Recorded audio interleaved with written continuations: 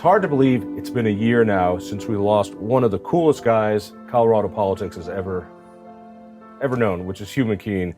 His gorgeous woman, Amy Parks. Thanks for being here. Of course. And his dear friend and colleague. It's so good to see you here, Roger Hudson. Thank you so much. Appreciate it, John. Thanks. So anytime Hugh and I got together, we talked about you a lot.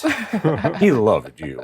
And he loved your son, Colton, because we ended up talking, because we both had these boys with Down syndrome. And so we ended up just talking about this. What was the bond between Hugh and Colton? Because he just gobbled that boy up. Oh, he did. So if you ever asked Hugh, he would say he's 7 with a driver's license. We're talking about Hugh, we're not talking about Colton. Hugh was 7 with a driver's license. He met Colton when Colton was probably 7.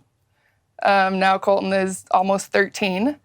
They just bonded. They're right there on that same level. Well, all guys are 7. But no, so my son is 19, has Down syndrome. And when Hugh finally met my son, Chance, they just hit it off like that, you know, because they got it. No, there's something magic about Hugh that way that I've dealt with, and I use the term dealt with, a lot of politicians. A lot of politicians didn't connect with people the right way. Hugh did, Right. which is why you got along with him so well. You know, it's so funny because people say to me all the time, it's like, well, you lost your best friend. I only knew you for 6-7 months before his death, but it felt like I knew him forever. He was one of those people that when you met him, he embraced you immediately, whether you liked it or not. And it was just automatic with you. He brought out the very best in you.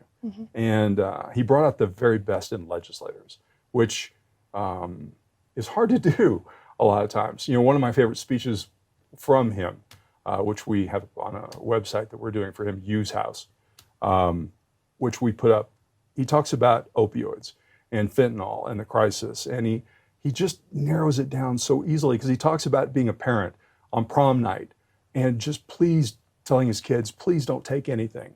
Don't do anything. If anybody tries to give you something, don't do it. And he talks about not being able to sleep until he hears the garage door open. And as a communications person, I couldn't have said it any better. It was like every parent knows that feeling and that sound of that garage door opening.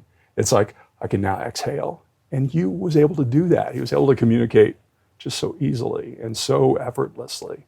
And you felt like you knew him for ever. So as a guy who loves Colorado, I grew up here in Colorado, seeing Colorado change and the progressive mess I think it's become.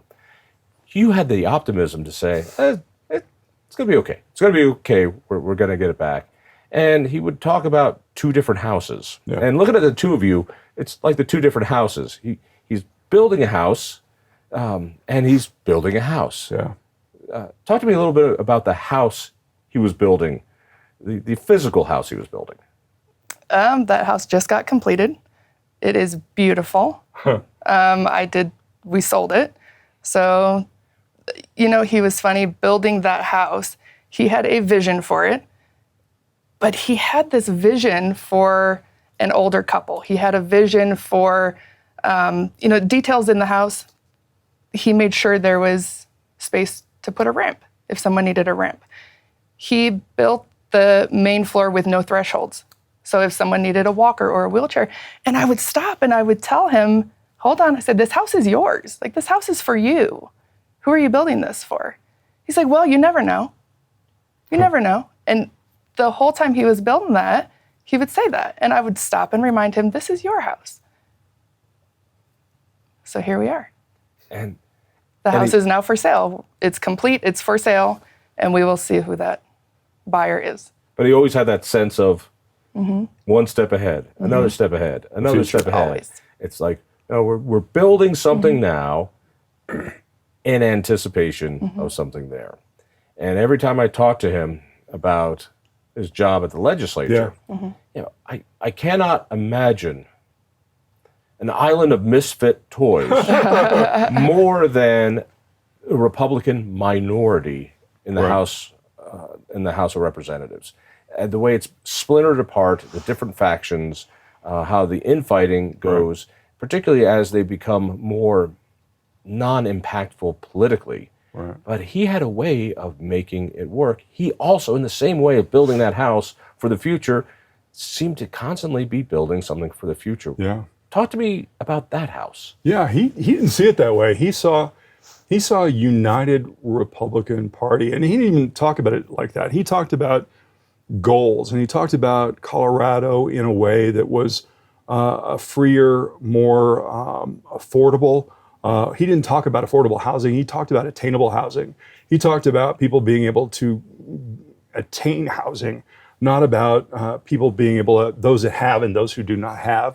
He was talking about seniors being able to move from a bigger house into maybe a smaller, affordable house that was maybe a condo or a townhouse. He wasn't looking at trying to subsidize housing. He was just trying to make more housing available. So for him, it was about setting a table and letting people choose what they wanted to eat instead of government supplying what the menu was going to be. So for you, it wasn't about limitation. It was about opening the doors wide open. So for him, it wasn't about Republican and Democrat so much. It was about unifying both parties in both aisles, which was something that I think blew the minds of Democrats. So when they sat down to talk with you, it was more as colleagues than the other side. I still don't see anything like it now. And the minority leader, Mike Lynch, I think does an amazing job. But I think you was like Santa Claus. When he sat down, he was a jolly man who seemed to be able to bring out the very best in everybody at the table. And I don't think we've seen the likes of him and won't for quite some time. He was working to build that house. He was working to build a house for his family. He was working to build a house for Colorado. And he was in this studio. We were having a great time doing another show. You were there. And it was just a few days later, he was gone. Yeah. And it blew everyone's mind. It happened at a terrible time as Republicans suffered a terrible loss at the ballot box. It must have just. I don't know how he would have reacted to that. In some ways, I kind of feel it was good he didn't have to. Me too. But I also think of what he would have been doing differently as minority leader in this last year of a lot of dysfunction. What would he have done differently? I've thought a lot about that. I think he would have done it better than I have done. I'll be honest with you. And I feel a lot of guilt about that. He would have been of better character, and he would have been a much better friend to the legislature than I believe that we have been. Our natural tendency is to be adversarial. I don't think he would have done that. I think he would have tried to collaborate and find a middle where we often did not. I think he would have been better for Colorado than we have been. The hole is there. Yeah. I hate to ask you, but it's got to be hard for you. It's got to be hard for Colton. I don't know how's Colton doing with this? Colton has done amazing with it. Colton called him Q. All my kids do. And so he'll write his name and he is the letter Q. Because he couldn't say Hugh properly. Even when he learned Hugh wouldn't let him, he would say, no, I'm Mr. Q. That's good. And so he's Q in our house, even to the adults, he's Q.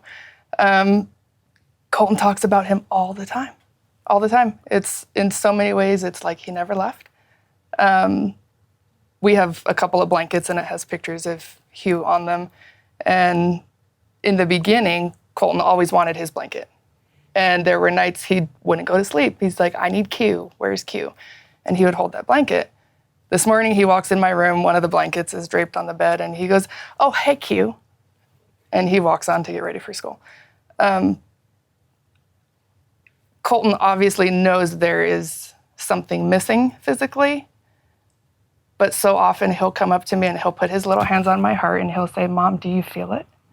And I say, feel what? And he says, it's Q. I'm like, yeah, I do. I really do. He'll say, do you feel it? Do you feel Q? Do you feel Q? He's in your heart.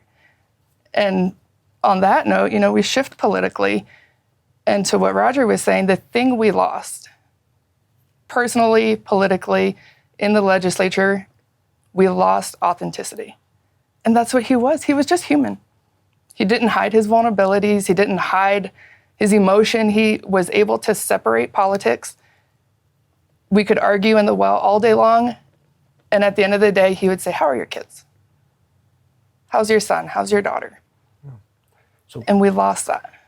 So Colton remembers Hugh in his heart. You do. You remember Hugh in your heart. We want to remember him. Yeah. And you guys put together something to help remember him. Yeah. I want to learn about this. Yeah. And it's hard because somebody's gone and you try to preserve that memory. And Hughes was trying to build a house for you. He's trying to build a house for Colorado. Yeah. So you're building a house. Tell me about Hughes' house. Well, it's I'm such a history fan of the Capitol. I mean, I loved reporting at the Capitol. So in the Capitol, both the minority leader and the minority leader, they have a history of signing the inside of the middle desk drawer. And so if you open the desk drawer, if you're lucky enough to get inside and get the papers out of the way, you can see signatures going back for decades. And so it's just a really cool drawer to open up. And you signed the inside of the drawer before he passed. And we took a picture of it, and we've had it engraved in two different ways. It's there's one in a magnifying glass, and there's one that's in pewter. And you died at the age of 55, so we're selling them for $55. It's just a lapel pin. But it's his signature. It's one of the last things he did in the legislature before he passed. It's just a cool thing, and we're doing that with a nice memory website page. It's Hughs House, HUGHS house. HughsHouse.com. Yeah.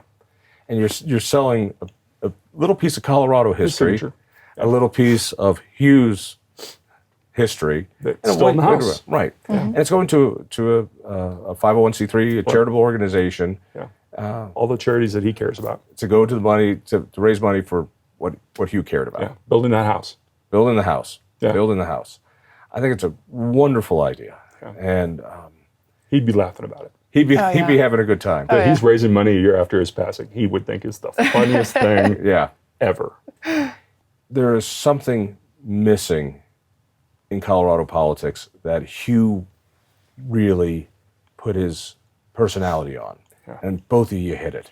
It was principled politics, real vision, without the partisan hatred, mud throwing, sniping, destruction of personalities. Yeah. And it was something that old guys like me remember from the past. Yeah. That you hate each other's politics. Yeah. You love each other's personality. Absolutely. And Hugh had that. He was so good at spades. It. Yeah. And such a good guy. And people in his own party sometimes hated him for it. Yeah. Didn't understand loved it. Yeah, didn't always get it. And I really miss him. And I can't imagine what you go through every day. I can't imagine what Colton goes through every day. And I know I miss him.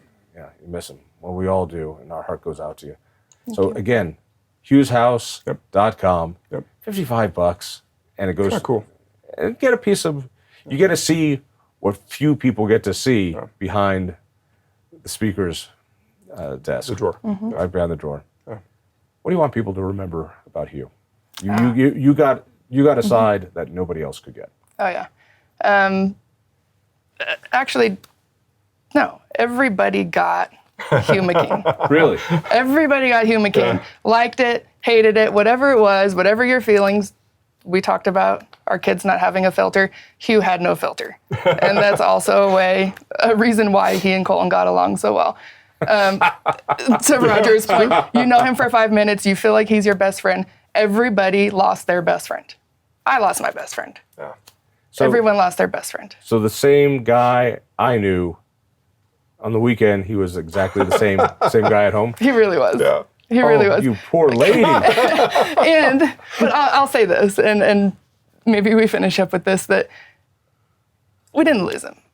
We lost his presence here. What he was, and we think about, okay, what was Hugh McKean, and what did we lose aside from this boisterous character of a man? That authenticity that we talked about. We lost that character, the vulnerability and the humanness that he was. But truly, he passed the baton.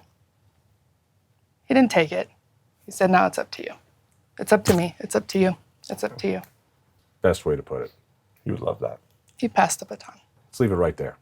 HughsHouse.com. Thanks, guys. Thank you, John. Thank you.